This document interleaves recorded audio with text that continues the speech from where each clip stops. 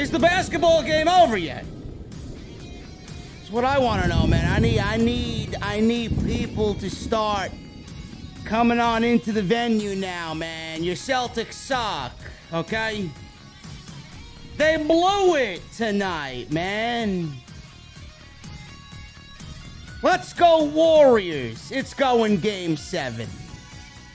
I don't really give a shit one way or another, man. I don't watch the NBA. Give me a break, man. What I did watch tonight was the Braves win 9 games in a row. They cut the Mets' lead in first place by 4.5 games over the last 9 that they won. And then I watched Ricochet lose the Intercontinental Championship, man, to one Gunther.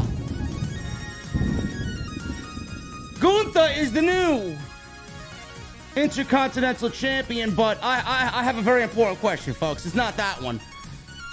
What's next? Who do they got for Gunther now that he's the Intercontinental Champion? Money in the Bank qualifying matches tonight. I asked about qualifying matches on Monday. And Bruce, even with a torn rotator cuff on the DL, he comes through in the clutch, man. Bruce, I know you, bro. I know you watching the show, man. I mean, who doesn't? And the in-ring debut of Will Ospreay. One of the best in the world. Fantastic main event on Rampage tonight as we continue the build towards Forbidden Door. Ladies and gentlemen, I'm going to the venue where the beverages are ice cold and the bartenders are smoking hot. And Jesse's Tacos, mid. What the fuck are you guys drinking tonight? I'll see you over there.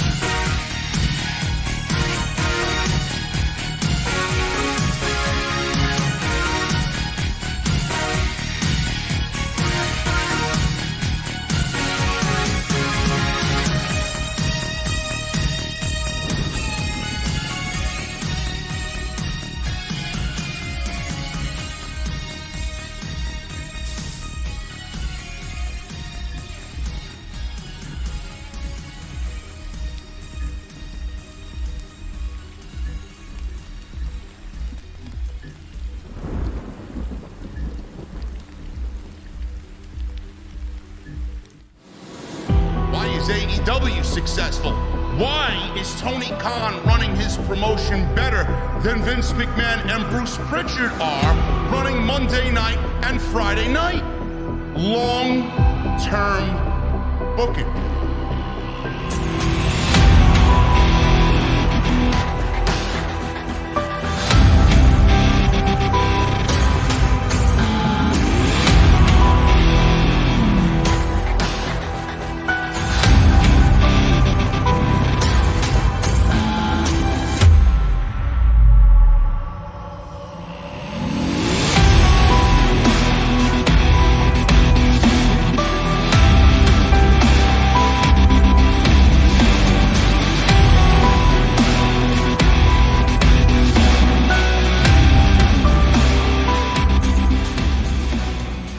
is going on, guys? Thank you so very much for joining me right here on Off the Script. This is your SmackDown and AEW Rampage post show for June 10th, 2022. I am your host, JD, from New York, as always, coming to you from the OTS venue. Thank you guys so very much for joining me on your Friday nights, wherever you may be. Now, normally, I come on here and immediately say, this show sucks. SmackDown. SmackDown wasn't all that bad tonight, folks. I don't know what, I don't know what had gotten into me this evening. I didn't have any alcoholic beverages. I'm 100% sober this evening. SmackDown wasn't all that bad tonight. It wasn't a great show by any means, but it looked like SmackDown had a little different vibe tonight, man. I don't know what it is. We got some pretty damn good wrestling on tonight's SmackDown, man. Headlined by Matt Riddle and Sami Zayn, two masters of their craft. Matt Riddle is fantastic, and Sami Zayn has been fantastic ever since I laid eyes on him in WWE. He's just been fucking a go-to guy, man. A go-to guy. Sami Zayn is so fucking good, man. Then we got Drew McIntyre and Sheamus in the opening of the show tonight with the Money in the Bank qualifying match beginning tonight. Qualifiers beginning tonight. This was a Money in the Bank qualifying match between Drew McIntyre and Sheamus.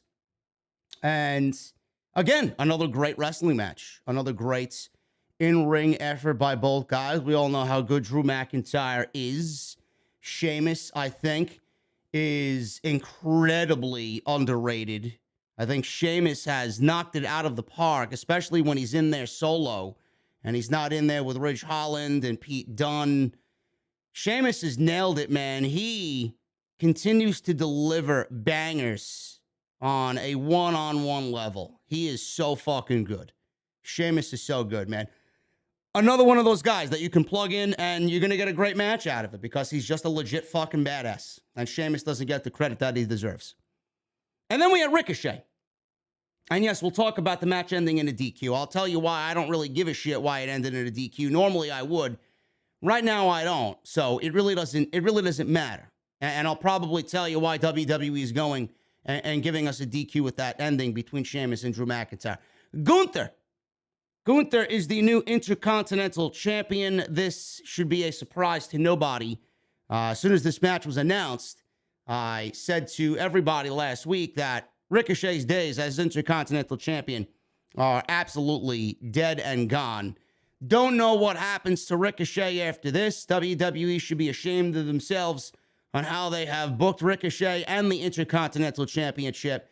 I don't really trust them with the Intercontinental title on Gunther because even though he won, and even though we all want to see Gunther succeed in WWE, my question is, and it's a very valid question, who is next for Gunther on the SmackDown roster as far as defending that Intercontinental Championship? I mean, I would say when Drew McIntyre inevitably wins the Universal Championship from Roman Reigns at Clash at the Castle, I would assume that Drew McIntyre and Gunther is a natural made feud for the World Championship. I mean, I don't know how you don't do that if they're both on the same roster. And that's something that's been a long time coming. But who exactly is on the roster for Gunther to defend that Intercontinental Championship against?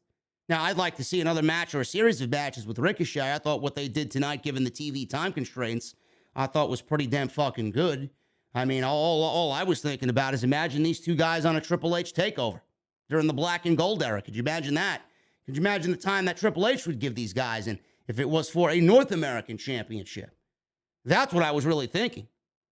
The level of TV time that they are going to get on the main roster compared to what Triple H would have given them on the black and gold. I mean, the match layout would have been completely different than what we saw tonight. But regardless, who does Gunther defend that Intercontinental title against? There really is nobody on the roster. And we'll go over exactly who it is and who is there and why none of it really matters. Because WWE has opened up a whole new brand new can of worms with Gunther now the new IC champion. Roman Reigns. He will be back on next week's show. He will be defending the Universal Championship the undisputed Universal WWE Heavyweight Championship, unified, against Matt Riddle. He is coming back to work after a long layoff for whatever reason, Roman Reigns. He will be back. He will be missing Money in the Bank. This match was supposed to be taking place at Money in the Bank, and this match is taking place next week instead. So he beat Sami Zayn, did Riddle, to get a title opportunity. How that comes about, I don't really know, but that's WWE for you. And we're getting Roman Reigns and Matt Riddle next week for the world title on SmackDown. Should be a fantastic match.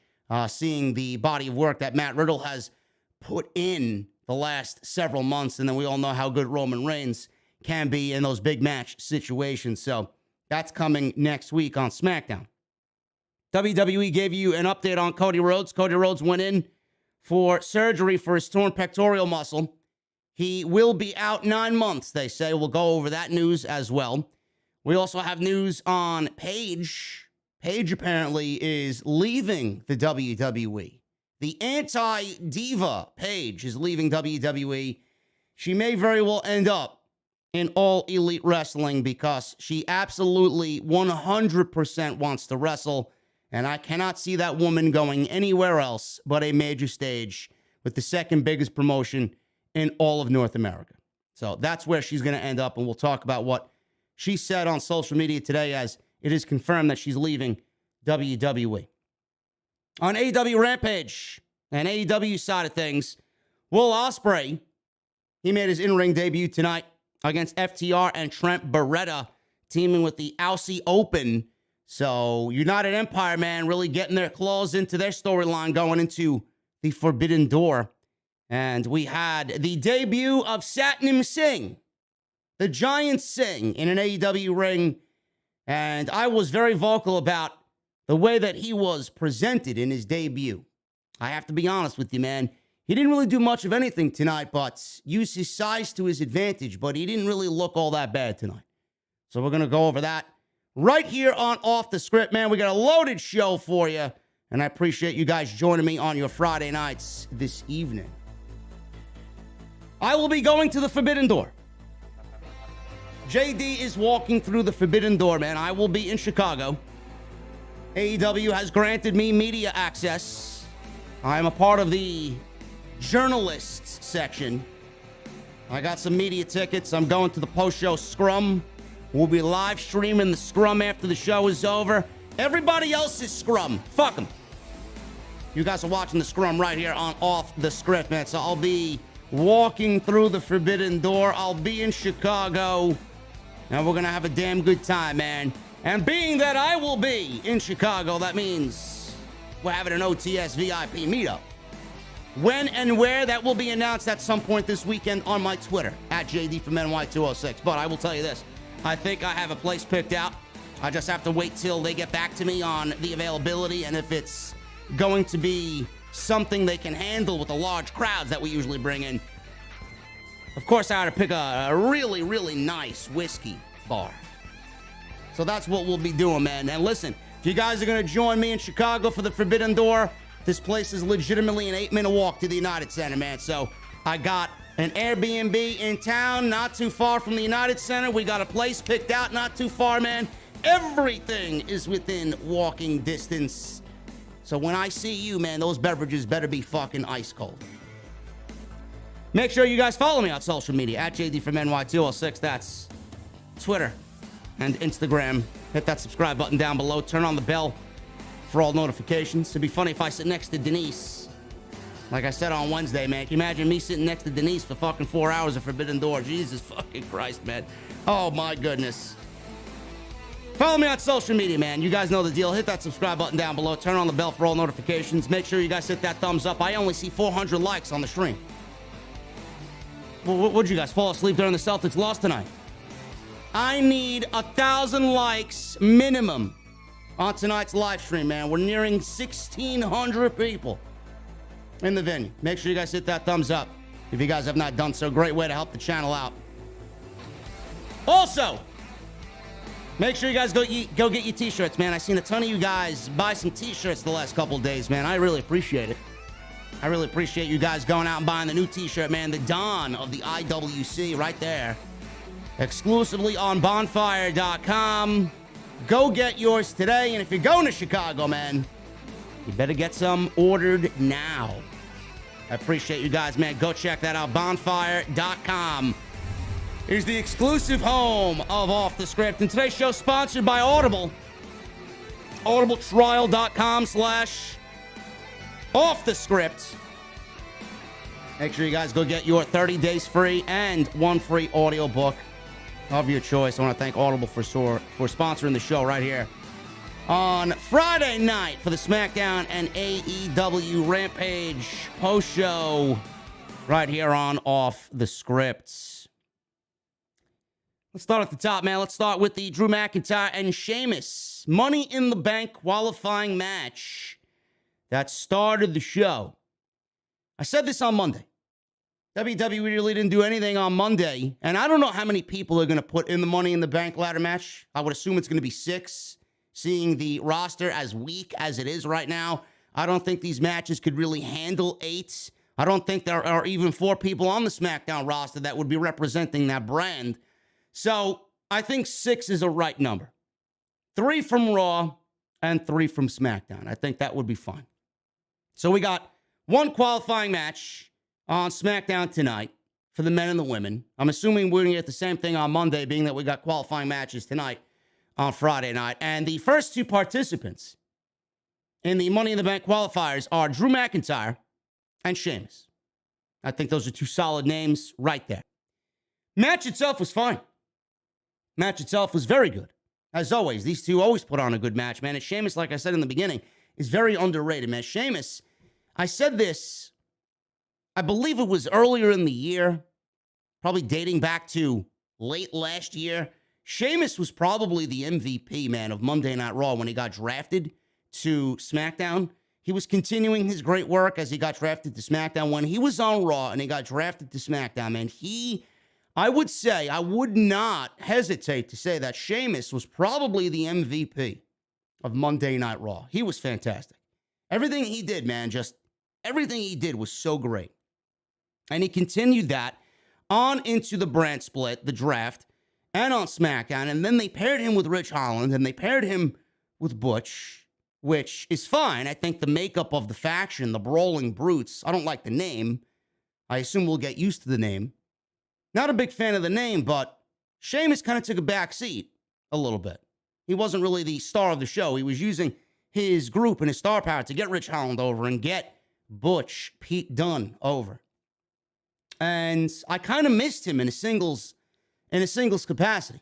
And we got that tonight. We got Butch out there, and he's kind of egging Drew McIntyre on. He wants to be scrappy. Let me at him, Scoop! You know, it's typical shit from Drew McIntyre, or Butch, rather, on Drew McIntyre. So they were in the gorilla position. And Butch tried to, I guess, jump Drew McIntyre before he went through the curtain. So Drew McIntyre threw him, grabbed him, threw him on Sheamus, and then walked through the curtain. Sheamus comes out with Butch. No Rich Holland out there tonight. Don't know what happened there. And we get this match underway. Good, hard-hitting match, as you would expect from these 2 guys. It's something that we've seen several times over. This is not something new. Yes, it's a rerun. Yes, it's a rehash. Yes, it's a repeat. But the one thing here is this match had meaning. There were stakes involved. Not a filet mignon, not a tomahawk, not a skirt steak, but a stake, meaning the Money in the Bank qualifying match would get one of these guys into the Money in the Bank ladder match. When there are stakes on the line and a match has meaning, then it's more interesting. To me, I'm more invested. And that's exactly what happened to me. Don't know about you guys, but that's what happened to me tonight. We got Drew McIntyre and Sheamus, even though we've seen it 1,000 fucking times before. There were stakes on the line, and we got something important that these guys were fighting for. So I enjoyed that. McIntyre and Sheamus, they traded very stiff shots at each other in the corner. McIntyre took over with a hard clothesline. Sheamus, he fought back. McIntyre hit a Michinoku driver on Sheamus. And he goes for a cover, only gets a 1 count. Sheamus kicks out. McIntyre ended up on the apron. Sheamus gave him the 10 clubbing forearms to the chest. McIntyre recovered, and he gave Sheamus 10 forearms to the chest. Butch interfered, I guess behind the referee's back, and he helped Sheamus gain control. Sheamus hit a white noise on the apron, and he took control of the match. So Sheamus, he's in control. He hits an Alabama slam for a near fall. He slowed the pace down with, you guessed it, folks. What do WWE in-ring performers slow the pace down with? A chin lock. The very fundamental chin lock applied by Sheamus here on Drew McIntyre. McIntyre broke free. He started to fight back. He caught Sheamus in a very nice-looking belly-to-belly suplex, followed up with a neck breaker. Sheamus then fought back, and McIntyre hit a spine buster. He goes for a cover, only gets himself a 2 count off the spine buster. Sheamus recovered and hit McIntyre with a future shock DDT. He goes for the cover off the DDT, only gets a 2 count. McIntyre, again in control here, hitting Sheamus with a white noise of his own. So he's using Sheamus' own signature moves against Sheamus, but this white noise was off the top rope. Sheamus, he gets up from the white noise off the second turnbuckle. He hits a clothesline, and they start brawling around ringside because both guys went over the top rope. So after the clothesline, they're on the outside, and they start brawling around ringside. The referee is counting. He's up to about a 6, a 7, 8, and he was almost at a 10 count, and McIntyre and Sheamus decided to pick up 2 steel chairs and have a dueling fight with steel chairs. At that point, the referee stopped his count, and he disqualified both Drew McIntyre and Sheamus, and nobody advances to the Money in the Bank ladder match. Nobody qualifies here tonight in this match on SmackDown. After the match was over, Sheamus and McIntyre continued to brawl over the announce desk. Cole wondered which one would qualify for the ladder match. Cole, nobody qualified. It was a double disqualification. Drew McIntyre and Sheamus, they are not going to Money in the Bank, at least for right now. Now, I know a lot of people had a problem with this. Another DQ. Oh my goodness, another DQ. How could WWE do such a thing? I know. I don't like the DQ outcome just as much as you guys don't like the DQ outcome. But the thing is, who's to say they don't do this match again next week? After the match was over, Drew McIntyre went to Adam Pearce and said, I want to be put in the Money in the Bank ladder match. WWE is going to do one of 2 things. Number one, they're going to do this match again, and they may do this match again the following week. We may get a series of matches here a la Mr. Perfect and Doink the Clown in the 1993 King of the Ring, where I believe Mr. Perfect had to wrestle Doink 4 fucking times before he got into the King of the Ring tournament in the first round to wrestle Mr. Hughes. Now, they could do that. WWE loves their rematches. I could easily see them doing that. And we get a DQ each and every time we get this match. It could happen next week, and they could get a DQ ending out of it again. And then they do it again one more time, because 3 is the nice number for WWE, right? 3 strikes and you're out. And they go to a draw or a DQ, double DQ, 3 weeks in a row until Adam Pearce puts them both in the Money in the Bank ladder match, and they both represent SmackDown on Friday night.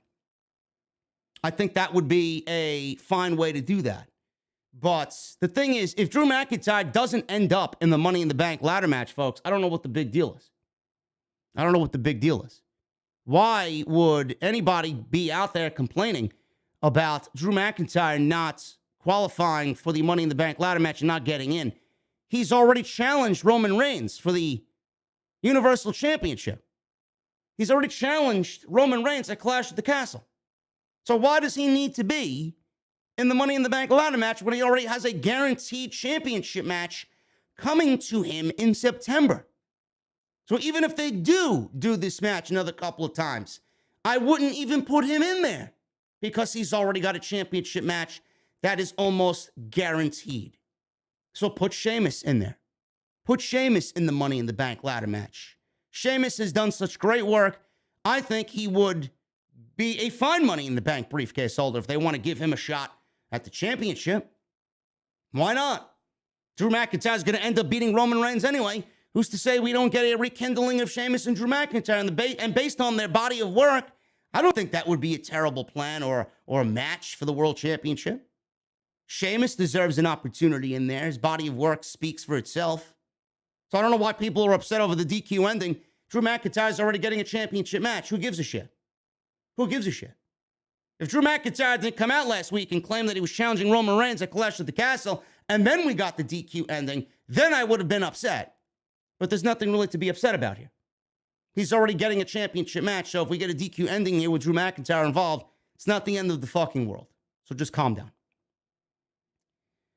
Michael Cole and Pat McAfee discussed Seth Rollins attacking Cody Rhodes on Monday's Raw. They showed a video package recapping the angle, and then Michael Cole goes into saying that Cody Rhodes has had surgery and the doctors reattached his pectoral muscle to his bone. He said Cody has a long road to recovery and could be out of action for 9 months. I looked at this and I said to myself, yeah, right. Cody Rhodes is not going to be out for 9 months. This was the tweet that WWE put up. After successful surgery, Cody Rhodes will be out of action for 9 months after a vicious attack by Seth Franklin Rollins. Rhodes has successful surgery on Thursday performed by Dr. Jeffrey Dugas to reattach his pectoral tendon. Rhodes will face a long recovery and will be unable to compete for 9 months. I do not think WWE is going to be without Cody Rhodes for 9 months. WWE wants to build up the epicness of him coming back. This is all a part of their master plan. This is what happens when somebody goes down with this sort of injury, especially somebody like Cody Rhodes. It usually is a 5 to 6 month grace period. Barring any setbacks, Cody Rhodes will be back by the Royal Rumble. The only reason why WWE gave you 9 months is because 9 months will bring Cody Rhodes back right in time before WrestleMania. They want to build up the idiocy of the WWE casuals, and they want you to think that this man is going to miss the Royal Rumble. Cody Rhodes will be number 30 in the Royal Rumble, and it will come down to Cody Rhodes and Seth Rollins in the Royal Rumble, with Cody Rhodes going on to eliminate Seth Rollins to go to WrestleMania and challenge for the WWE Championship, whomever the champion may be at that point next year. That's why they did, and that's why they said 9 months. Yes, Seth Franklin Rollins. It was a play on his name. There was an advertisement for the Atlantic City show at the Hard Rock Casino, and WWE on the advertisement, or Hard Rock, I guess, the casino which will be housing this house show, put Seth Franklin Rollins instead of Seth freaking Rollins.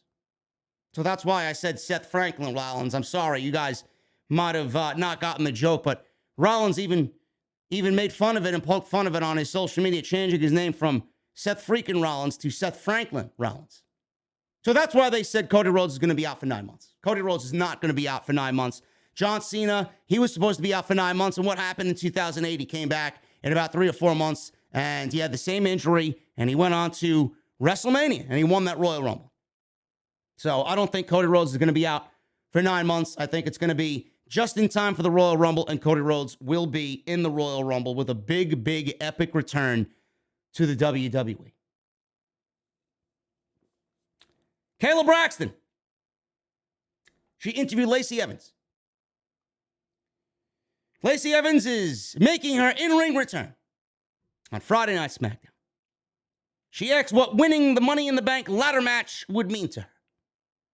Lacey said this is her opportunity to earn the chance to cash in anywhere, any place. She looked at the camera and said, we all can let setbacks define us, or we could wake up and win. And then she said something that has been on my mind all night, and I'm still trying to figure out what it meant, because I don't know what the fuck it means, and she came off like a complete blithering idiot. She says, I might not be better than Xia Li, but she damn sure isn't better than me. I'm trying to figure out what exactly that means. I might not be better than Xia Li, but she damn sure isn't better than me. I don't know. I'm very confused by that last line there. I think they may have to go back to the woodshed on that one. Don't know.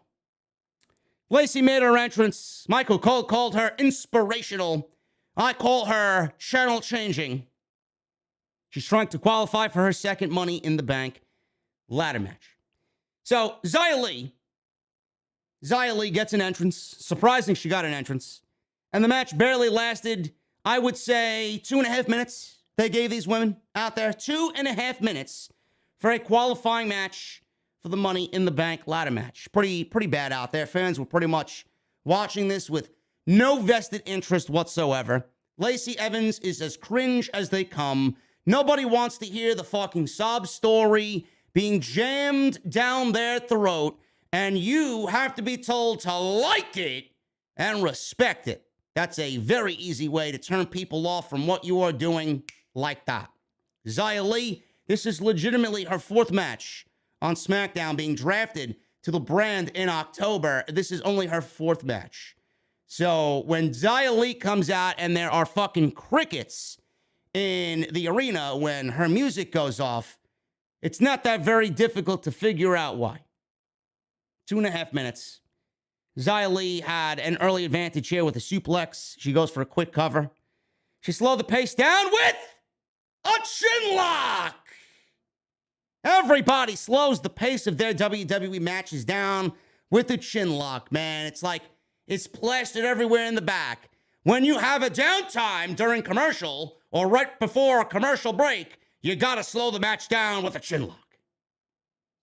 Always the chin lock, man. Lacey Evans broke free of said chin lock.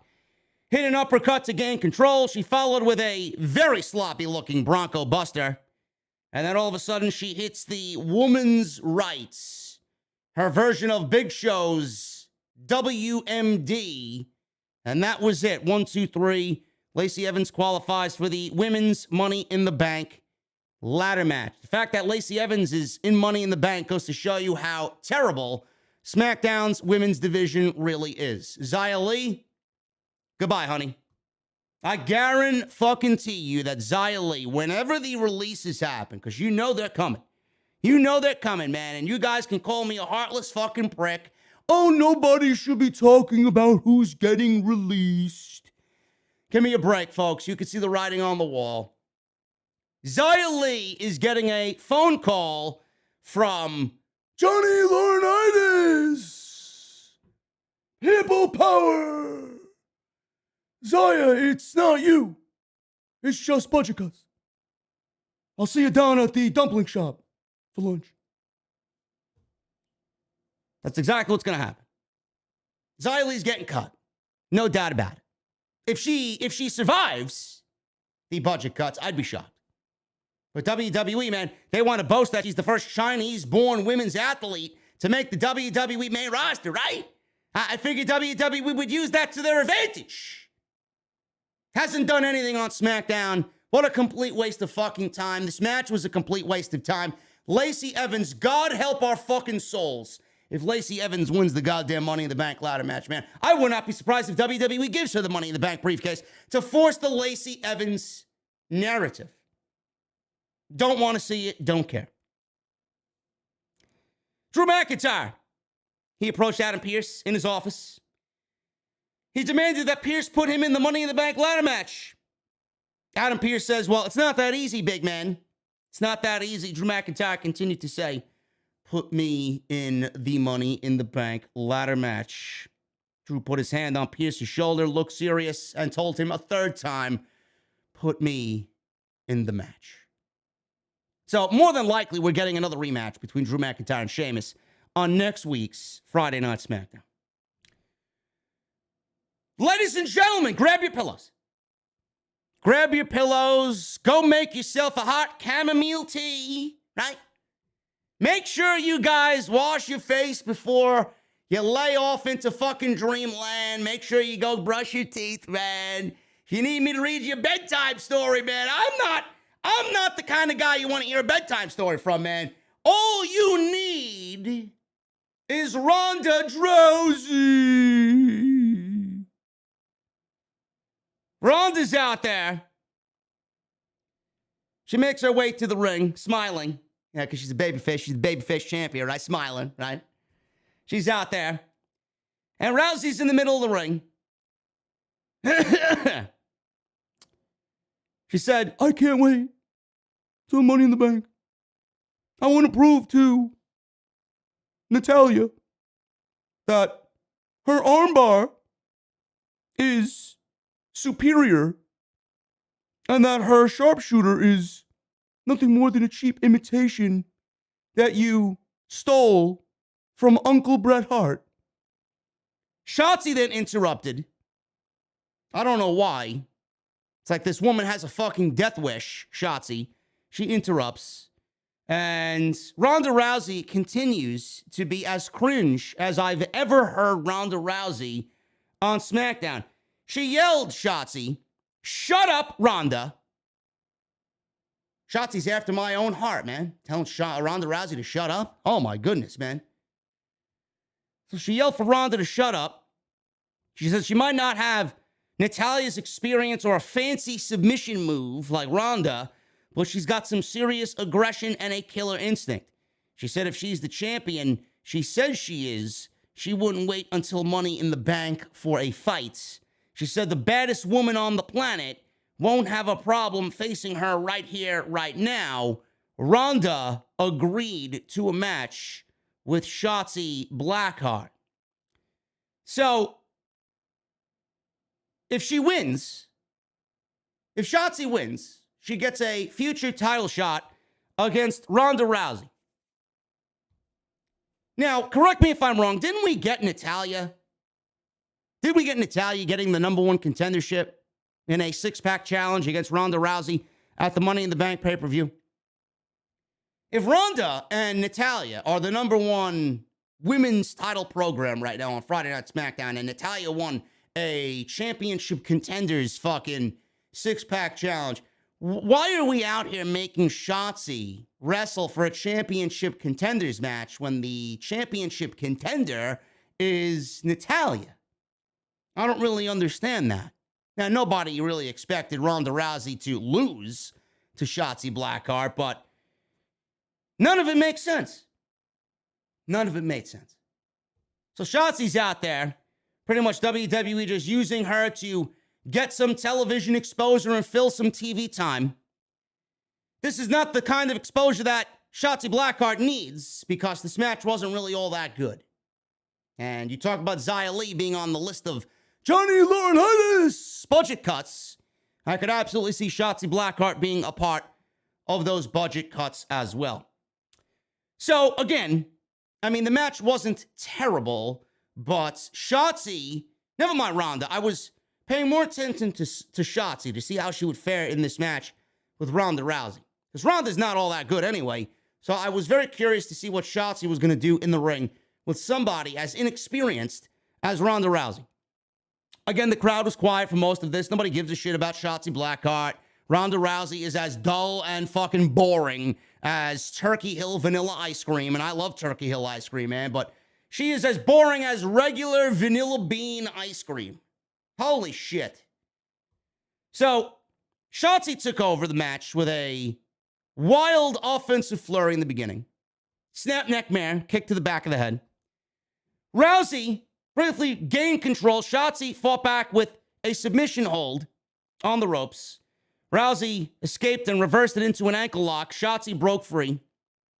Rousey then was stalking Shotzi around ringside.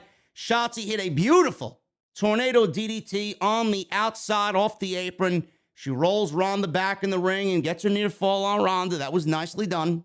Not so bad up until this point for Shotzi Blackheart. Shotzi then all of a sudden catches Ronda Rousey with a vicious kick right to the face. Ronda Rousey went down like a sack of potatoes. So Shotzi goes for a cover, and you could physically see Shotzi Blackheart mouth to Ronda Rousey, "Are you okay? Are you okay?"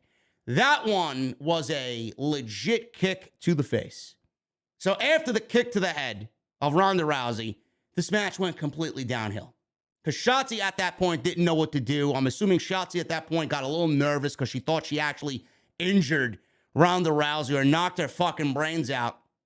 So it took Shotzi a little bit to regain some of that control she had earlier in the match. And it was because of the kick to the head. She was a little concerned for Ronda Rousey. So Shotzi caught Rousey with this kick. She slowed the pace down and worked over Ronda's arm. Rousey escaped. Shotzi hit a suplex for a 2 count. Shotzi hit a series of strikes until Ronda caught her leg. She threw Shotzi across the ring with a suplex. She's now taking over the match. Rousey struggled to get Shotzi up, but hit Piper's Pit anyway. It looked like she had some back problems there. She couldn't lift Shotzi up all the way.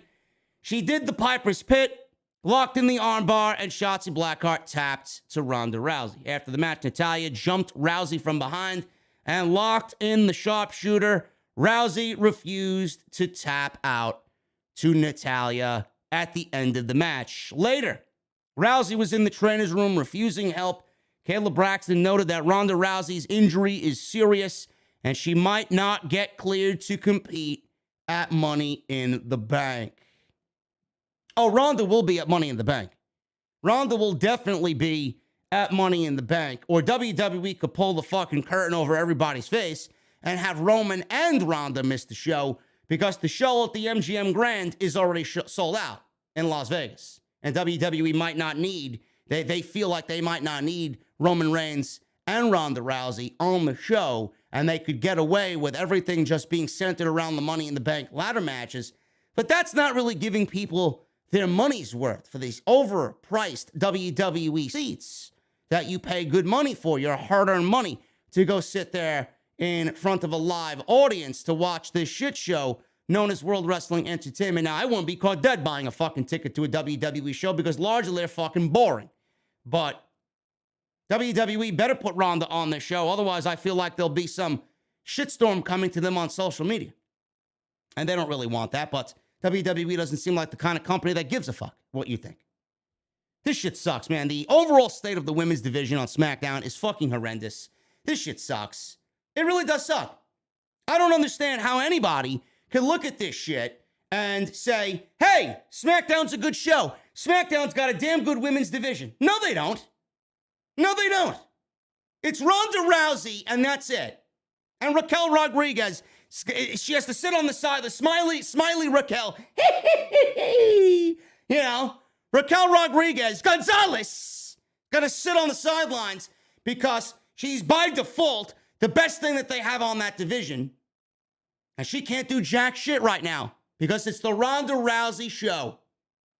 Shotzi sucks. Xia Li sucks. Natalya is as fucking dull as bathwater. This division is fucking terrible, man. I don't know. Lacey Evans. Oh, my goodness. This division is fucking garbage. There's nothing exciting about the SmackDown women's division. Megan Morantz interviewed Matt Riddle. Matt Riddle mentioned the bloodline injuring his best friend, Randy Orton. And he says that he will go on to win the undisputed WWE Heavyweight Championship. I mean, I'd love to see Matt Riddle become a WWE champion at some point, but he's not beating Roman Reigns. He's not beating Roman Reigns. So WWE, they are not giving us this match at Money in the Bank, which I do think should be at Money in the Bank to give Riddle that big exposure. But WWE is doing this match next week. That is, if Matt Riddle beats Sami Zayn tonight, which he did. That was the story of tonight's show. He's got to beat Sami Zayn to get the title match with Roman Reigns, and that match is going to happen next week on Friday night. Ricochet. He went one-on-one with Gunther, with Ludwig Kaiser. This was for the Intercontinental Championship. I was looking forward to this match. And all I continued to think about during this match was, man, I wonder what Triple H would do with these two in NXT, given the circumstances here that they're now on the same roster. I wonder what Triple H would do with these guys if he had them in NXT at the same time. you imagine these two guys wrestling over the North American Championship? I think that would be one hell of a match, man. It may end up being match of the year if Triple H had a fucking hand in it on NXT if Black and Gold was still a thing, right? So, Ricochet, WWE should be ashamed of themselves on how they have handled Ricochet ever since he got called up from NXT.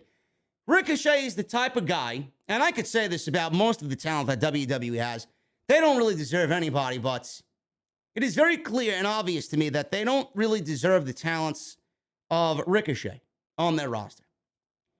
Ricochet has been miscast. Ricochet has been misused. Ricochet has been underutilized in WWE, and they put the Intercontinental Championship on him, which was a dead title to begin with, for absolutely no reason whatsoever. Now, normally the Intercontinental Championship, with all the fucking prestige and years and years and years of prestige that the Intercontinental Championship has underneath it, you would think putting a title like that on Ricochet would make him feel more important. You would think that that title would make Ricochet feel like a big deal. And it hasn't.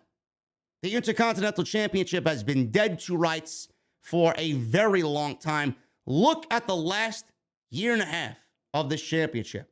The last time this title was defended on pay-per-view was at WrestleMania 37 when Big E defended the IC title against Apollo Crews, who is now NXT 2.0. Oh, man. He probably walked down there and said, what the fuck? Apollo Crews and Big E in a Nigerian drum match. I was going to say a Nigerian drug match. Nigerian drum match. I need to be on drugs to find anything redeeming about this fucking show. The title has gone from Big E to Apollo to Shinsuke Nakamura, who held it for all those months and did nothing with it. He was injured. WWE put and kept the Intercontinental title on somebody that was fucking injured.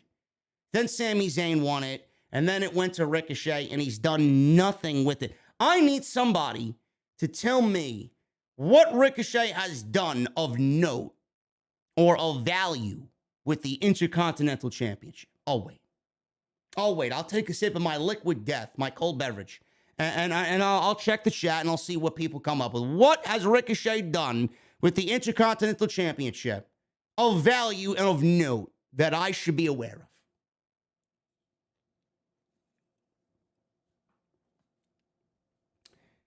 The answer is nothing. The answer is nothing.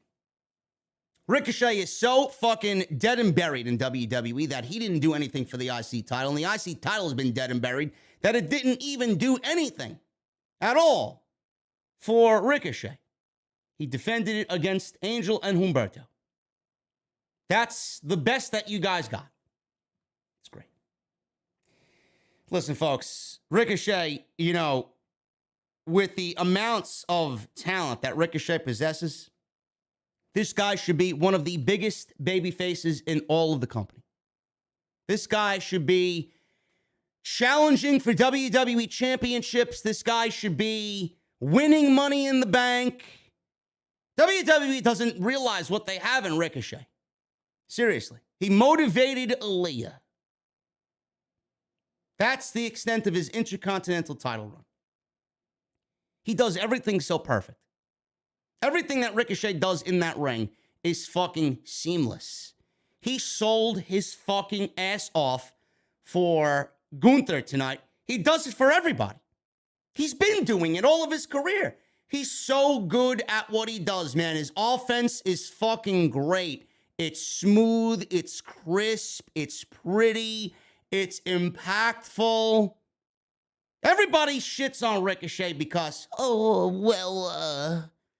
he can't cut a promo.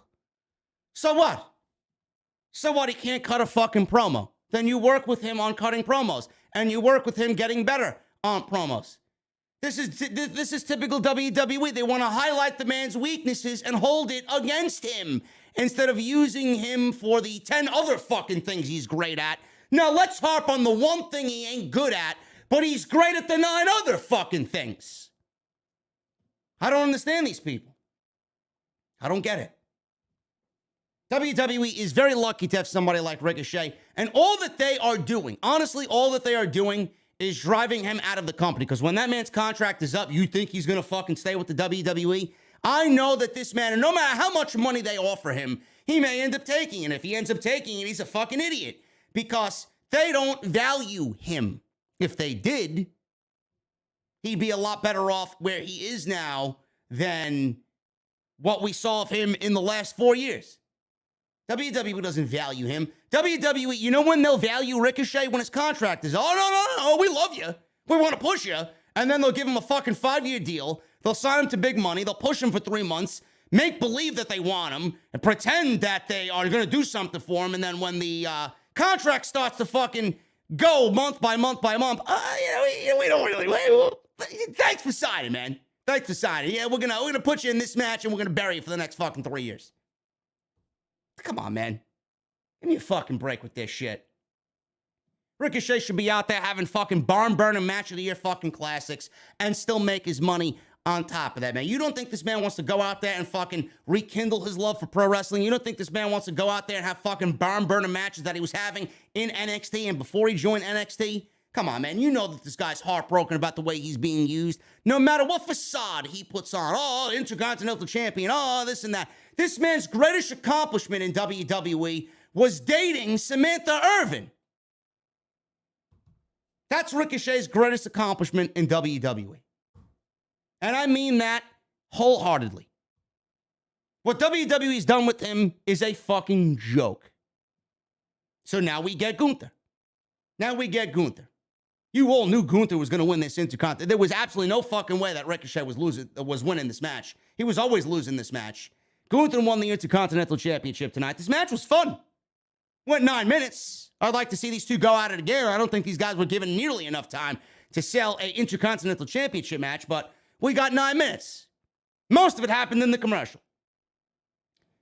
So they did a tail of the tape beforehand. I don't know why we need a tail of the tape. I think our eyeballs are enough for tail of the tape. The tail of the tape in this case was done to embarrass Ricochet. Because Walter is obviously bigger. He's a lot stronger, right? He's got a longer reach.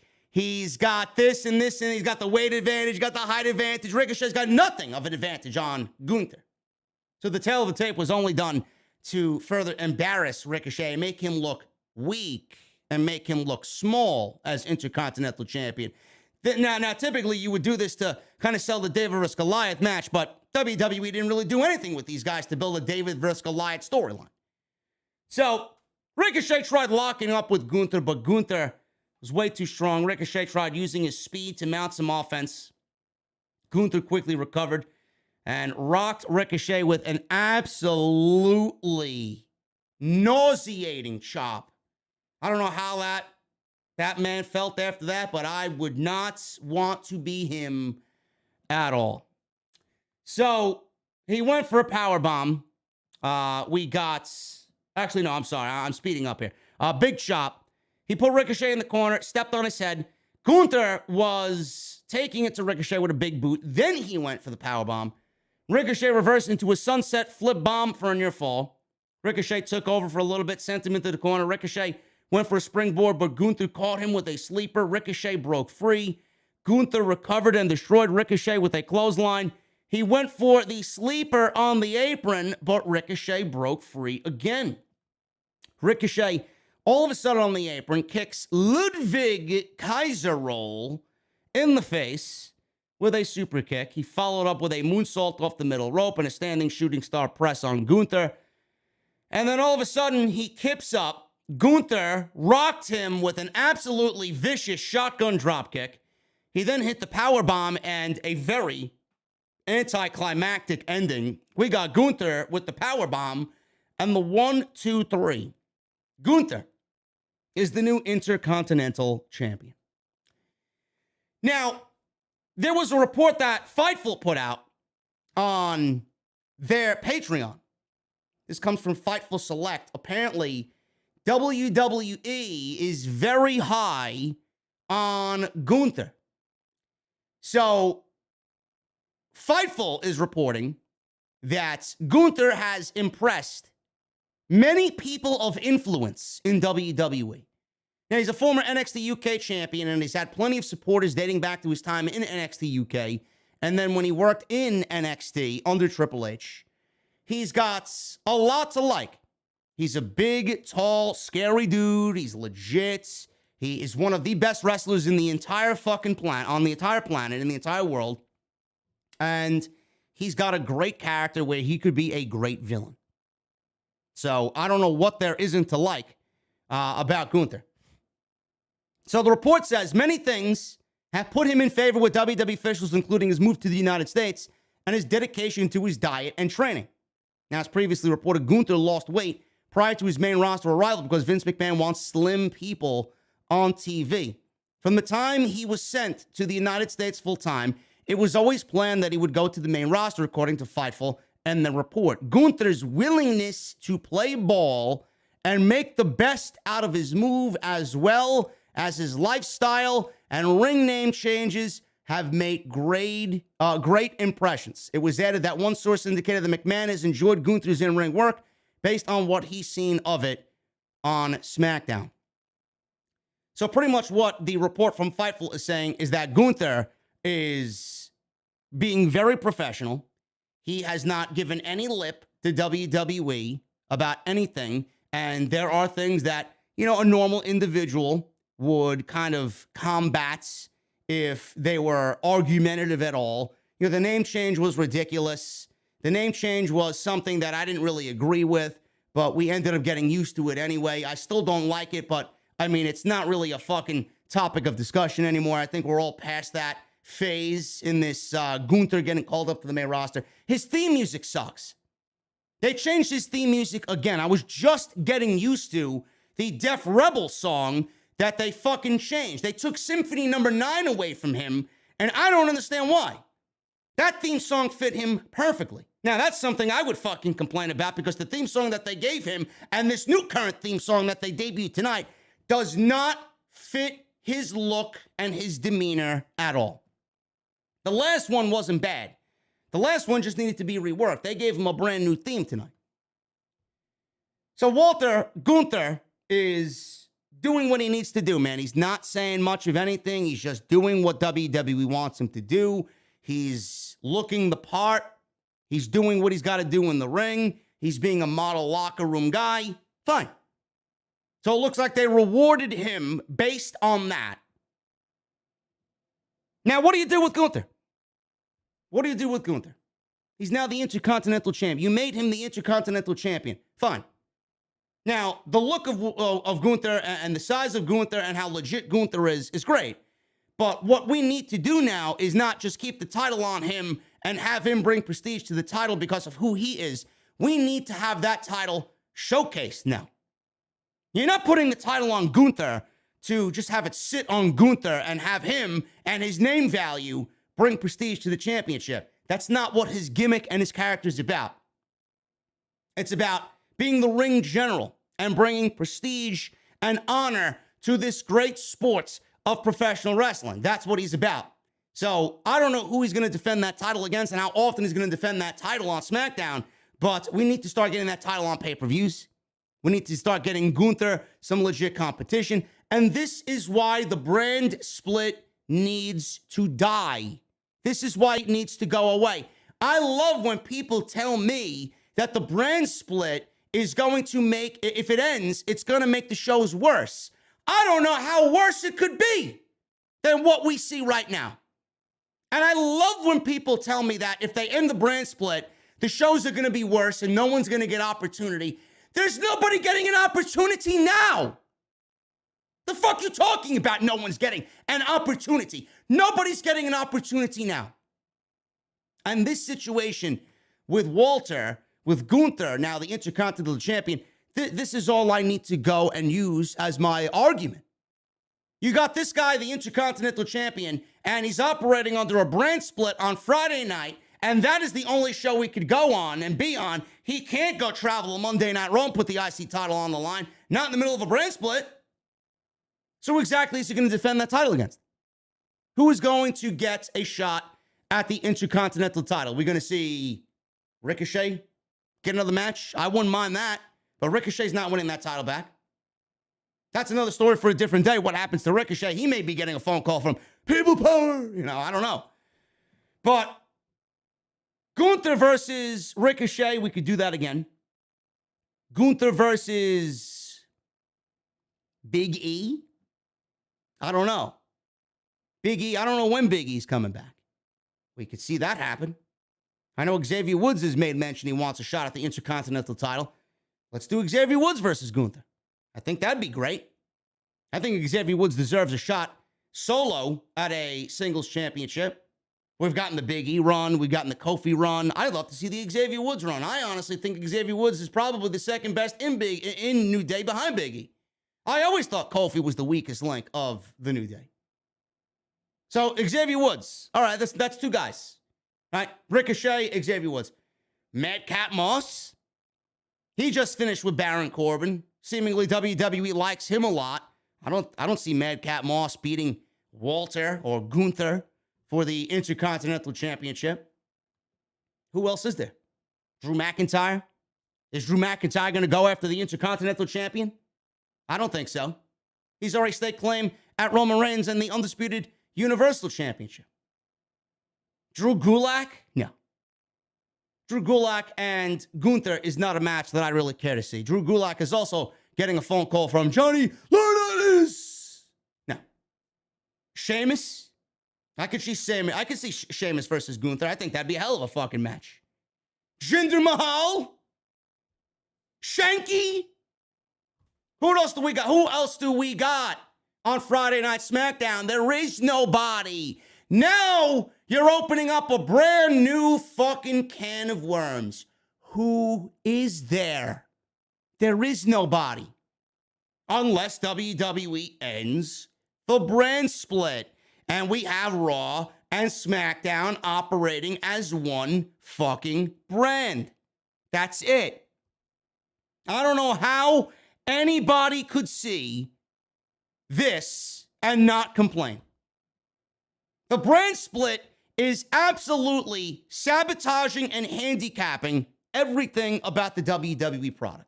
Because now you made somebody like Gunther, who is a tremendous fucking guy that they're lucky to have, and he's got no competition for the Intercontinental Championship. This is going to be a fucking problem. This is going to be a problem, man. You watch.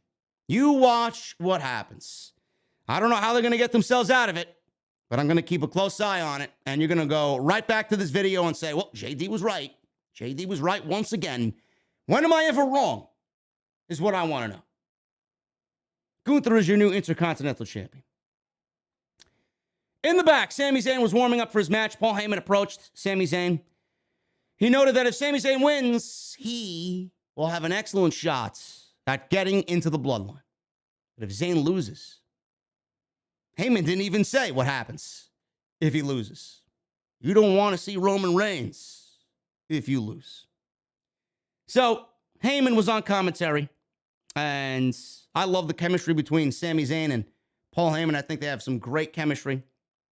So he makes his way to the ring. He's excited, but obviously there's a lot of stakes on the line here for Sami Zayn and Matt Riddle. So we got this main event match of Riddle and Sami Zayn. If Riddle wins, he gets a shot at Roman Reigns next week in the Universal Championship. If Sami Zayn loses, or if Sami Zayn wins, rather. If Sami Zayn wins, he is in the bloodline, and Matt Riddle is banned from SmackDown forever. If Matt Riddle wins, then Sami Zayn has the bloodline to answer to, and Matt Riddle gets a Universal Championship match. So this was a very good match. I mean, I don't really expect anything less from these two guys. They're both fantastic fucking pro wrestlers. So Heyman joined Michael Cole and Pat McAfee on commentary. McAfee pushed that Heyman got Zayn the match, and Cole speculated that Reigns doesn't even know about it. So Riddle had an early advantage. He took it to Zayn with a gut-wrench suplex and a powerbomb. He followed up with a Broton. Zayn then kind of lured Riddle out of the ring and took over the match. He sent Riddle to the announce desk, and he's beating him up on the outside. Back in the ring, Zayn slowed the pace down with the chin lock. Everybody with the fucking chin locks, man. So, Riddle fired up. He's making a babyface comeback. Hits a running forearm. Zayn got a near fall with a small package. Zayn took over. He shoved Riddle off the top rope into the barricade. Zayn hit a brain buster for it too. Zayn was in control again, and he tried to win by countout. So Riddle jumped back in the ring, and Zayn slowly climbed to the top rope. Riddle ran up and went for a super RKO. Zayn pushed him off and went for a crossbody. Riddle rocked Zayn with a jumping knee in midair. Zayn regained control and mocked Randy Orton. He then hit the draping DDT and set up for the RKO. Riddle snapped and rocked Zayn with a knee right to the face, followed up with a running kick off the apron. Riddle hit the floating bro. Crowd starting to get into it. Riddle hit a power slam and a draping DDT. Very Randy Orton-esque with his offense. In a great spot here, Riddle went for an RKO, but Zayn countered into the Blue Thunder Bomb for a near fall. That was awesome. He went for an RKO, but Sami Zayn caught him and countered into a Blue Thunder Bomb. I love that Blue Thunder Bomb, man. Sami Zayn always makes it look so beautiful. Riddle went for a Bro Derek, but Sami Zayn escaped. Zayn went for the Helluva Kick, but Riddle hit the RKO out of the Helluva Kick for the 1, 2, 3. And Matt Riddle earns himself a Universal Championship match against Roman Reigns next week on Friday Night SmackDown. So, I love the fact that Matt Riddle is getting a championship match. I love the fact that Matt Riddle is getting a championship match. I would prefer it to be at the pay-per-view instead of on Friday Night SmackDown. But, you know, beggars can't be choosers. So, I think it's going to be a really, really great test for Matt Riddle on Friday night to go in there and do what he's got to do against Roman Reigns. Really show everybody that he's a main event guy and have a great match with Roman Reigns. Now, I am very opinionated on Roman Reigns missing 2 pay-per-views in a row, especially one of those 2 pay-per-views being one of the big 5 pay-per-views that WWE has all year. Royal Rumble, WrestleMania, Money in the Bank, SummerSlam, and Survivor Series. WWE having Roman Reigns miss Money in the Bank, I believe, is inexcusable. I don't think he should be missing 2 pay-per-views in a row. It really makes putting the title on him feel like a stupid fucking decision. Like, why are you putting the Universal and WWE titles on him, and he's going to miss 2 pay-per-views in a row now?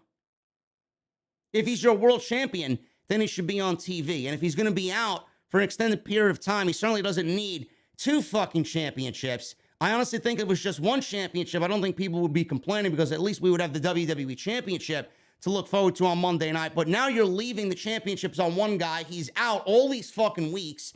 And Monday Night Raw doesn't even have a world fucking champion. They got nothing to fight about or nothing to fight over. That's the part I am upset about. Now, but nobody knows why Roman Reigns is out. Could be a leukemia flare-up. Could be something of a private family matter. He could just have paid fucking vacation. But, again, you opted to put the WWE title on him, and now you left Monday Night Raw without a fucking world champion. And SmackDown and Raw both kind of feel lifeless without the top 2 championships on the show. It also goes to show you that WWE is all about the bloodline and nobody else. And it kind of makes the WWE title look a little weak as well. I don't really understand anything that they're doing. I don't get it. But I argued about this, and I gave you guys an extra yesterday. So go check that out. We talk about Roman Reigns missing Money in the Bank. He's the invisible champion. I don't think that's a good look for the tribal chief. So we got Matt Riddle. His next pay-per-view will be SummerSlam against Randy Orton. And then after that, Drew McIntyre. I'm all but over the Roman Reigns push. I am.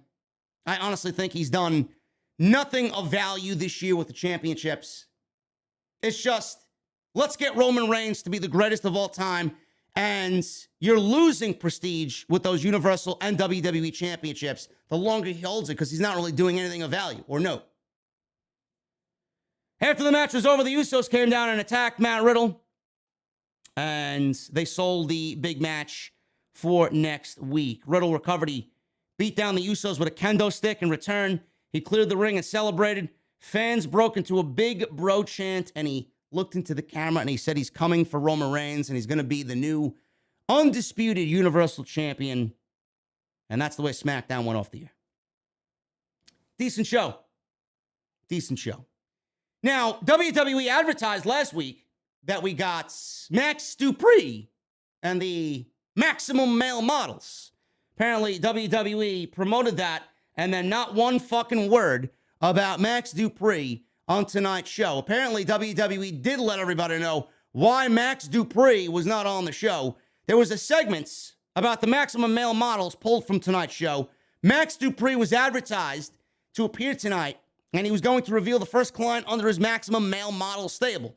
There was no reveal tonight, but WWE said it would happen on next week's show.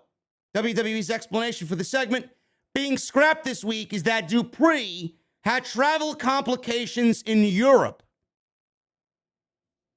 Max Dupri was backstage during SmackDown tonight in fucking Louisiana. That's where he was. He wasn't in fucking Europe. WWE did not let anybody know that this was not going to be on the show. So how professional of you, WWE. Wow. Now, but Sasha Banks and Naomi are unprofessional for missing a fucking useless and worthless six-pack challenge, right? But here WWE is again promoting something that did not fucking happen. I love it. The reason why it didn't happen is because WWE doesn't have anybody for the Maximum Male Models. That's why.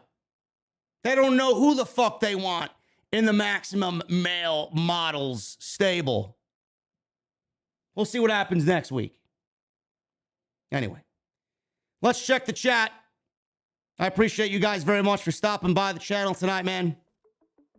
1,800. Man, Friday nights suck. Friday nights are awful, man. Maybe Max Dupri has COVID. Could be another reason. I don't know. I have no idea, man. Hit that thumbs up, guys. I see 700 likes on the live stream tonight. Make sure you guys hit that thumbs up. We need 1,000 minimum on today's OTS Friday Night SmackDown and AEW Rampage post show. Get those super chats in. We're going to hang out at the end of the show. We got our cold beverages. Hopefully you guys got yours on ice. So get them on in, man. Let me know what you thought of SmackDown tonight. Hit that join button. Become a channel member right here on OTS. Sit VIP with me. You guys get those emotes and those custom badges in the chat. Go check out all the other videos that you might have missed on the channel. Everything you need is on the homepage. Extra from Thursday and extra from Wednesday.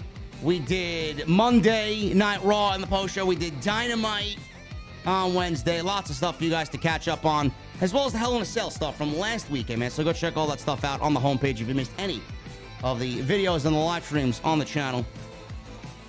Follow me on Twitter at JDfromNY206. That's Twitter and Instagram. Hit that subscribe button down below and check out my sponsor for tonight's show, man, Audible. Make sure you guys go and check them out. audibletrial.com/scripts. 30 days free of their service and one free audiobook of your choice. Make sure you guys sign up, man. It's absolutely free. You get to browse their service for 30 days and you get one free audiobook as a thank you just for signing up. And if you guys don't like the service at all, you can cancel anytime in that 30-day grace period and you will not be charged at all. But you still get to keep your audiobook for free. audibletrial.com/script. Go check them out. And I want to thank them, as always, for being a great sponsor and a friend right here on the podcast, right here on Off the Script. Rampage, man. Rampage started off with Eddie Kingston and Jake Hager. It's a pretty decent match here, man. Jake Hager and Eddie Kingston selling the Blood and Guts match that is coming up between the Blackpool Combat Club and the Jericho Appreciation Society. This match went 11 minutes. Really good stuff here. Jake Hager is somebody that I don't really care to see in the ring, but man, is he a good pro wrestler, man. Jake Hager is a really good professional wrestler. So is Eddie Kingston. Eddie Kingston versus Jonah at the next House of Glory show coming up on Forbidden Door weekend, man. I will be on the call, as always, with the Solid Monster in Queens. So it's going to be awesome. So we go right into the match. Hager is overwhelming Kingston because of his size early in the match. So they go out to the floor. Kingston tried to come back with some chops. Hager, he started burying some knees into the midsection of Kingston. They get back in the ring. Hager slowed the match down. He tossed Kingston out to the floor again, suplexed him on the floor. Hager throws Kingston back into the ring. He continued to dominate the match. Forearms to Kingston's back. Kingston tried to come back with some knife-edge chops. Hager cut him off with a belly-to-belly suplex. Worked on Kingston's arm for a little bit. Kingston escaped with more strikes, but Hager buried another knee into Kingston's midsection to gain control of the match. So, speeding things up here, we got Kingston. He caught Hager in the eye with an eye poke, and then he delivered a DDT. Kingston followed up with a clothesline in the corner and his signature machine gun chops. Hager came back with a mule kick and a Hager bomb for a near fall.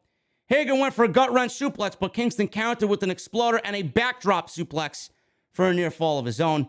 Kingston went for the spinning back fist, but Hager ducked. Dumped Kingston with a double leg takedown and got the ankle lock on Eddie Kingston. Kingston got to the rope to break the hold. Hager worked over Kingston with some punches in the corner. Kingston countered with the powerbomb. He then hit a pair of spinning back fists. He got not one, but two spinning back fists. And I love the commentary team claiming that Hager was still standing after one, and it took two of Eddie Kingston's spinning back fists to put Jake Hager down for the count. 1, 2, 3, and that was it. Obviously, this is not the typical barn burner open that we usually see to an AEW show. Not like last week where we got the Young Bucks versus the Lucha Brothers. This was a little bit more story-driven, a little bit more slow, a little bit more methodical in the pacing. Not bad by any stretch, but, you know, you're used to that open fucking just coming out of the gates firing on all cylinders type of match on Rampage. But this was fun. This was fine. We got Eddie Kingston winning here, and he beats Jake Hager to kind of give the favor or give the edge here going into Blood and Guts to the Blackpool Combat Club. Now, Jericho will have a shot on Wednesday to right the ship and get the momentum back in the JAS favor. He's going one-on-one with Ortiz in a hair versus hair match on Dynamite. Road Rager is happening on Wednesday, so that should be interesting. I just can't visibly see Chris Jericho shaving his hair on Wednesday night. I can't see it. But stranger things have happened, man. So we're going to get that on Wednesday. This was a decent match. Eddie Kingston gets the victory over Jake Hager. Tony Schiavone. He interviewed Dr. Britt Baker, DMD. Baker took some problems, had some problems with Toni Storm, putting her hands on the AEW Women's Championship belt last Wednesday. She came out and helped Thunder Rosa after her terrible match. Not so much on Rosa, but Marina Shafir. Terrible match with Marina Shafir. Toni Storm came out to help Thunder Rosa, picked up the title, and looked at it, potentially teasing a match with Thunder Rosa for the AEW Women's Championship. Britt Baker took offense to this and did not like Toni Storm putting her hands on the AEW title. Baker doesn't appreciate Storm trying to cut the line to a title shot. The road to the women's title goes through Baker. According to Baker, at least, I sense a three-way coming for this women's championship. Not really all that keen on a three-way, but I want to see Storm versus Thunder Rosa. I don't want Britt Baker to get back involved with the AEW Women's Championship. I don't think she needs to be there at all. She's already a made woman. I think we need to start building the division around the likes of Thunder Rosa and Toni Storm and Ruby Soho. Get Chris Statlander involved. We got Athena now and maybe some more women still coming in to join the fray. If we are going back and we are going to resort to Britt Baker and her being the women's champion again, or even teasing anywhere close to that happening, I think that is completely the most wrong direction possible. Nobody wants to see Britt Baker as the AEW Women's Champion again. I hope that it's not a three-way. I just get a sense that it's going to be a three-way, but I hope it's not. Even though it should be a fine match, and it doesn't really guarantee Britt Baker going to win the championship, I don't think Britt Baker needs to be competing for the championship.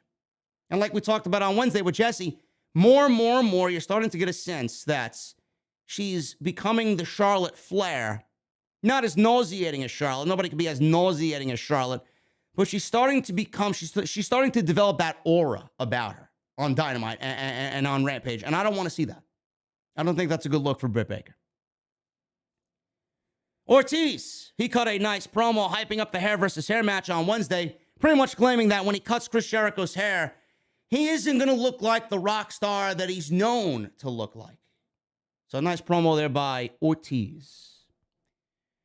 Jay Lethal and Satnam Singh defeated Davey, Vega, and Matt Fitchett, two jobbers. This was 1 minute, barely 2 minutes these guys got. Singh, he did some big man stuff in there. He looked fine. He did. He walked to the ring fine. He moved around in the ring fine. I know me and everybody else blasted this guy's initial debut on Dynamite. He reminded me of the great Khali. He reminded a lot of people of the great Khali.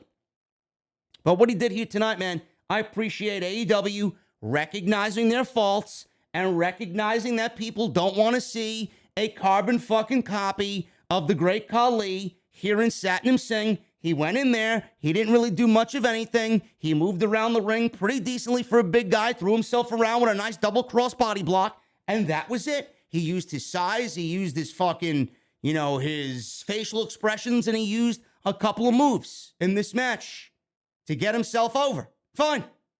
Great. I appreciate the fact that they didn't have him go out there and do really much of anything. They just used what brought him to the dance, his height and his power. That's it. So after the double crossbody, he picked up these two geeks and he held them by their neck, and Jay Lethal did a double lethal injection for the 1, 2, 3.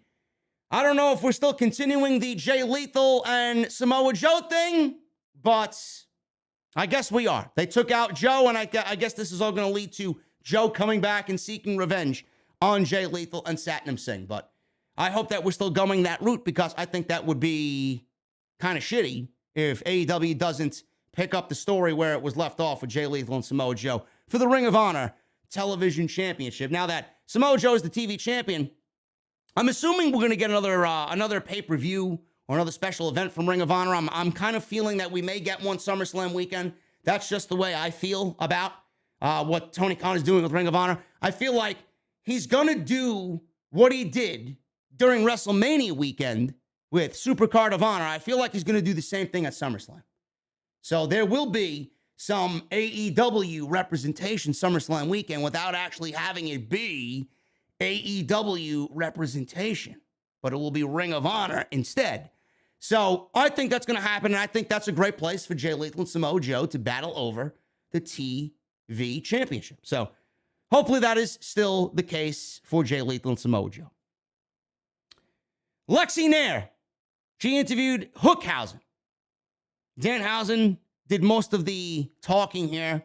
Apparently they bought new Jeeps after their win over Tony Nese and Mark Sterling. They bought new cars with their winnings from the pay-per-view.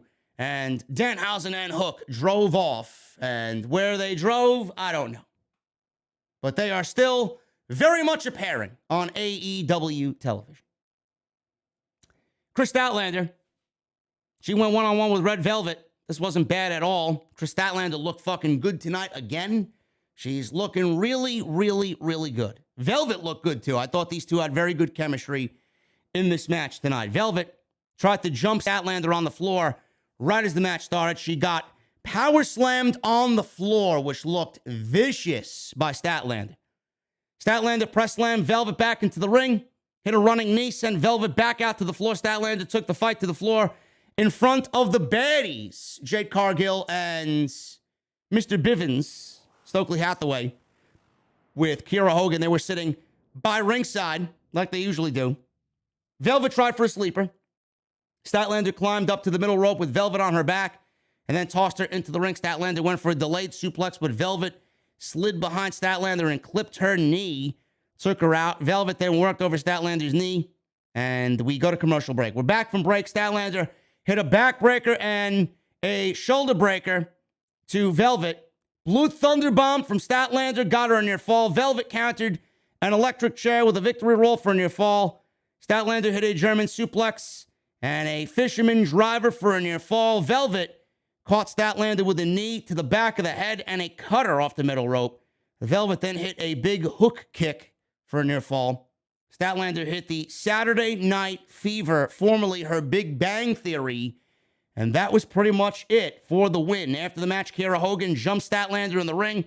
Cargill caught Statlander on the outside with a big pump kick. Anna Jay ran in and got a sleeper on Hogan, but Cargill dumped her out of the ring. Athena, her music hits the PA system. She runs out, but officials came out and held her back from getting in the ring. So it looks like they are really amping up the Athena and Jade Cargill inevitable match here. So we may be getting that. It looks like we may be getting that. I think we may be getting that at Battle of the Belts not too soon from now. So we will be getting that. And I do think that at the end of all, the Statlander should be the one to take the title from Miss Jade Cargill. But this was a very good match for Statlander. She's been having some really, really good matches. I hope Tony Khan is paying attention. I hope that he's listening to the fans. I hope he's listening to the reaction. I think everybody's high on Statlander now with the gimmick change. She looks great. The intensity is there. And I do think that Statlander is the one to take that title from Jade Cargill when all is said and done. We got a promo from Miro talking about the fact that he's back. Ethan Page cut a promo on Miro. Lexi Nair interviewed Ethan Page, who gave a pretty damn good promo in response to Miro, saying that, you know, Miro may pray to his God about being the former champion, and he wants to win the championship so that he could take it back to his God. You know, what about me? What about me? I'm going to set my eyes on finally winning some gold in this company. I don't need a God to pray to. I pray to myself. Ethan Page is always a damn good fucking promo, man. He really is fucking great at what he does. I'm very much looking forward to that match on Wednesday. The winner of that match, I do think, will be Miro. He will get into the Forbidden Door match. Fatal 4-Way for the All-Atlantic Championship that AEW just unveiled on Wednesday night. Main event. Mark Henry interviewed Will Ospreay why he was in AEW. Ospreay is here to separate the sheep from the goats. Trent said he never liked Ospreay when he met him 6 years ago, and FTR are two angry dudes and the real best tag team in the world. They're not here to play wrestlers. So we got the main event. It is Will Ospreay and the Aussie Open, Kyle Fletcher and Mark Davis. I'm not familiar with these guys whatsoever, but I know Mark Davis is the taller guy of the Aussie guys, and he looked very intimidating with his mustache. And he looked like just one of those bruiser-type guys. Really good look to him. And they were very good. Whoever these two guys are, man, like I said, not really too keen on who they are, but they were very good. Trent Beretta and FTR.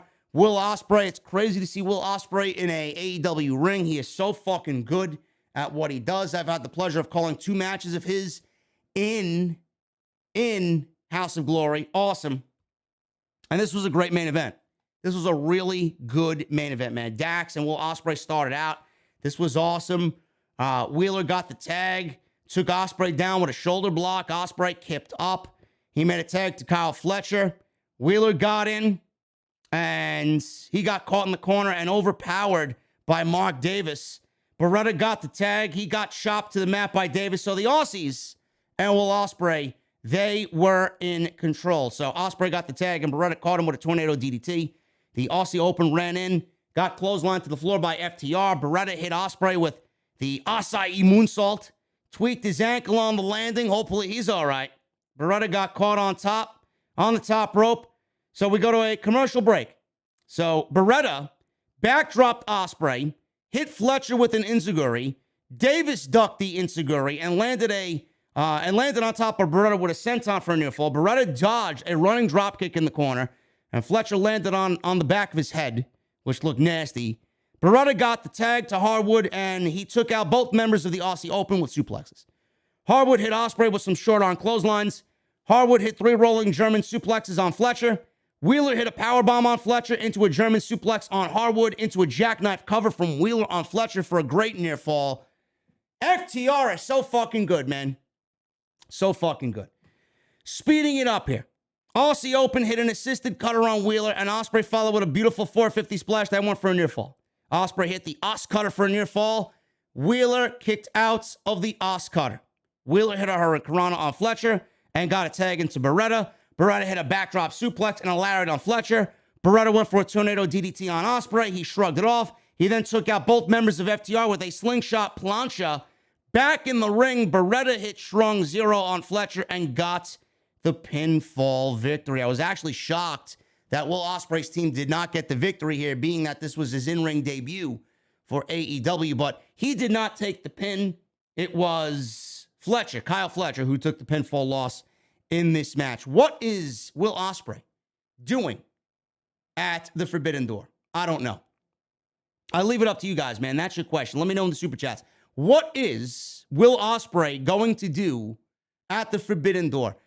Seeing that he's been out for a long time, I could see, not to say that I don't want it, but I could see Will Ospreay versus Orange Cassidy at the Forbidden Door, because it kind of ties into the best friends with Trent Beretta, and you got Chucky T and Orange Cassidy. So we'll see what happens with that, but he's definitely going to be at the Forbidden Door, but you're going to want to put a quality opponent in there with Will Ospreay, man. I mean, this is a lifetime event. People have been waiting years for this shit. So we will see what happens with Will Ospreay. He's too good to be left off the show, so it's going to be very interesting to see what he is doing on June 26th in Chicago. Guys, thank you so very much for all your support.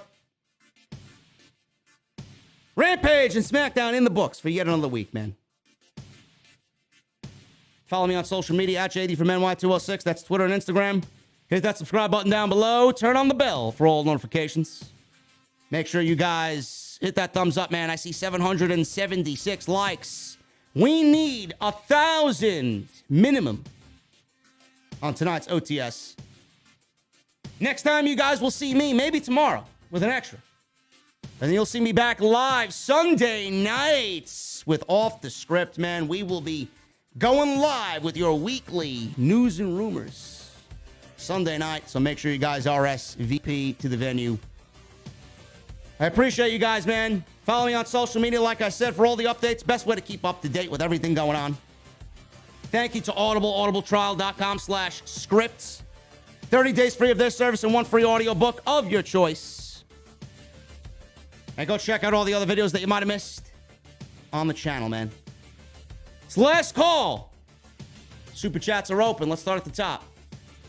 Joseph Taylor with a $5 super chat. Why is Lacey Evans on my television? Get her off my TV. That may be the best thing you ever said, Joseph Taylor. That may be the best thing you've ever said. Now that it's coming to me, I said I was going to talk about Paige, the anti-diva. You know what? We're going to talk about that tomorrow on OTS Extra.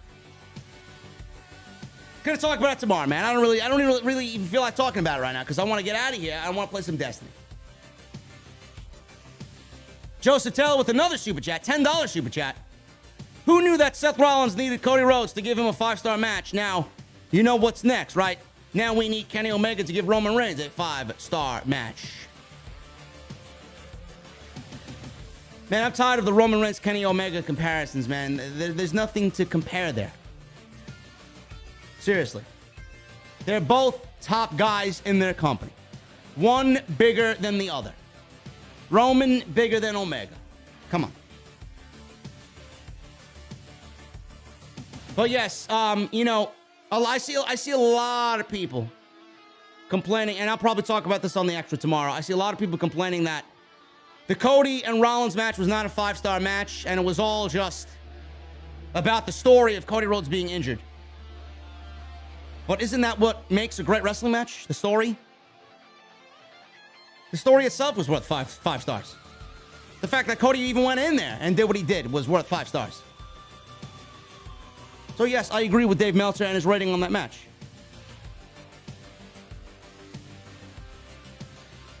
John Anton with a $4.99 super chat. There are lots of people like you, but you are my fave. You just tell like it is and are very awesome and entertaining, man. Stay healthy and safe. Thank you, John Anton. Cheers to you, brother. Tony Brown with a $4.99 super chat. JD, I would love a slice of red velvet. I know, Tony Brown. I know a lot of people that would like a slice of red velvet. Michelle Moran with a $5 super chat. No Roman at Money in the Bank. Doesn't make the champ look good being off TV and missing 3 pay-per-views. It's a shame how the Tribal Chief storyline has gone downhill. Well, it's 2 pay-per-views, number 1. He missed Hell in a Cell and will be missing Money in the Bank. But yes, I do agree that the champion needs to be on TV. That man should have been on fucking TV as soon as Cody Rhodes went down with injury, man. Sitting out pay-per-views with a roster that's weak as hell and a brand split right now that's handcuffing the entire fucking company. Shame on you, man. And then WWE does nothing to fix it. Thank you, Michelle, with the 5 in super chats. I appreciate you guys very, very much. Joseph Taylor with a $2 super chat. Congratulations on your Braves winning 9 games, he says. Thank you, Joseph. Now, if they lose tomorrow, Joseph, I'm going to blame you. Okay? Chris Elliott, 1989 with a $5 super chat. My favorite ECHL team, the Toledo Walleyes, and their season might be over after tomorrow night. Toledo is down 3-1 in the ECHL Kelly Cup Finals.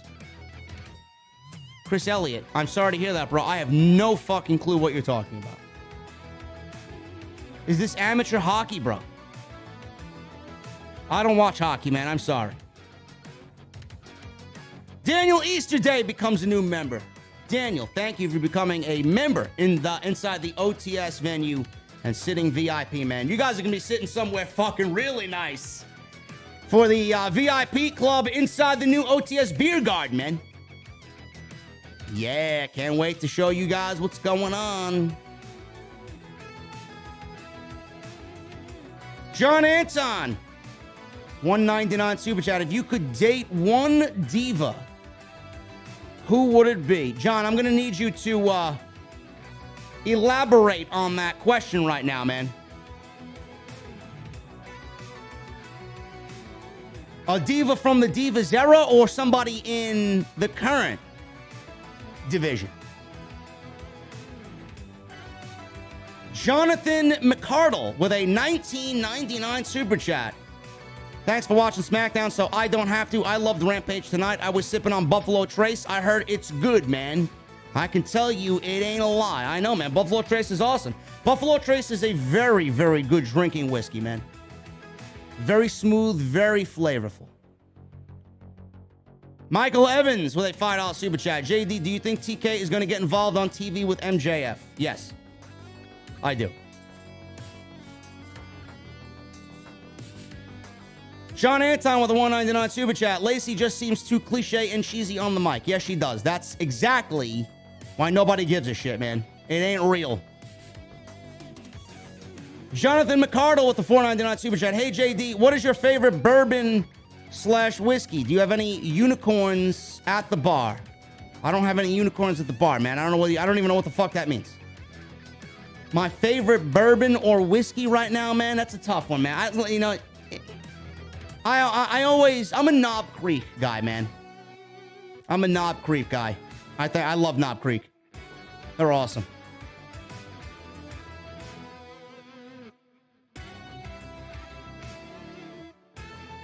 Brandon James Shea becomes a member for 6 months. Thank you, Brandon, with the 6-month membership. When's the beer garden coming out? The beer garden should be unveiled in July, mid-July, I'm looking at.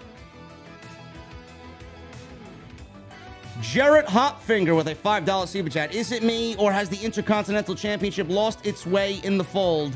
Ricochet was a great wrestler. Now Walter or Gunther We'll need to bring it back.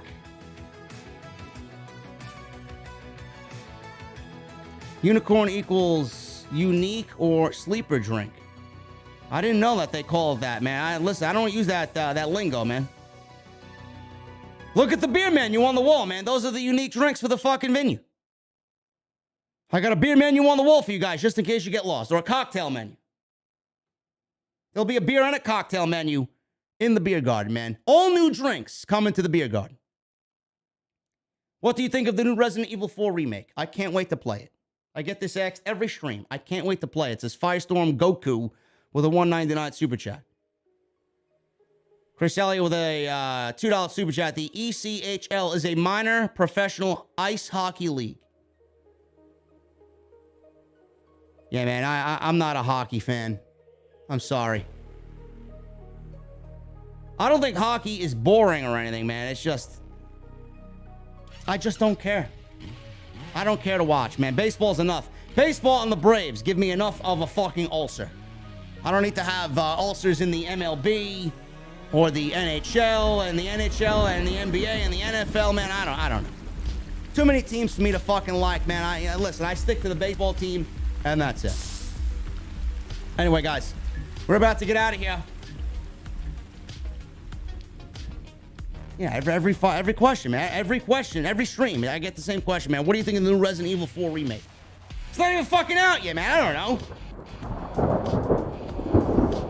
Anyway, guys, I appreciate hanging out, man. I know Friday nights are slow and boring. Nobody gives a fuck about SmackDown. Nobody gives a shit about Rampage. You're all watching the basketball games and the hockey games. I can't wait for the fucking playoffs to be over.